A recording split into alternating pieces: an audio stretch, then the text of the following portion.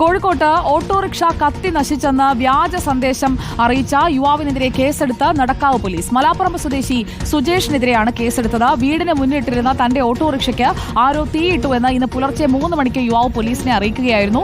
Police സ്ഥലത്തെത്തി പരിശോധിച്ചെങ്കിലും ഓട്ടോയ്ക്ക് കേടുപാടൊന്നും കണ്ടെത്താൻ കഴിഞ്ഞില്ല. Autorickshaw police കസ്റ്റഡിയെടുത്തു. യുവാവിനോട് സ്റ്റേഷനിൽ ഹാജരാകാൻ നിർദ്ദേശിച്ചിട്ടുണ്ട്. അഭിജിത്ത് മുഴക്കുന്ന നമുക്കൊപ്പം ചേരുന്നു. അഭിജിത്ത് മുഴക്കുന്ന, ഇയാൾ സ്വപ്നം വല്ലതും കണ്ടതാണോ കത്താത്ത ഓട്ടോ കത്തിയെന്നൊക്കെ വിളിച്ചു പറഞ്ഞത്? ഇപ്പോൾ കേസ് എങ്ങനെയാണ്?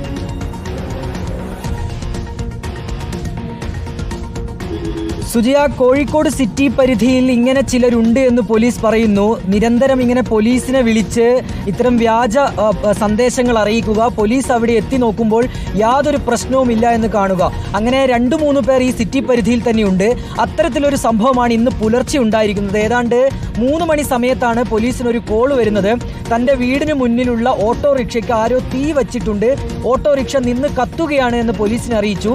അങ്ങനെ പോലീസ് ഇവിടേക്ക് എത്തി. ഈ വീട് അന്വേഷിച്ച് പോലീസ് കണ്ടുപിടിച്ച് അവിടേക്ക് എത്തി. അവിടെ നോക്കിയപ്പോൾ ഓട്ടോറിക്ഷയ്ക്ക് യാതൊരു പ്രശ്നവും ഉണ്ടായിരുന്നില്ല.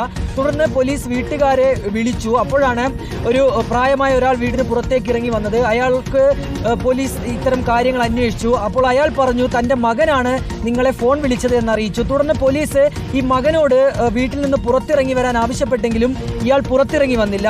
സുജേഷ് എന്നാണ് ഇയാളുടെ പേര്. ഇയാൾ വീടിൻ്റെ മുകളിലത്തെ നിലയിൽ റൂമിനുള്ളിൽ അടച്ചിട്ടിരിക്കുകയായിരുന്നു.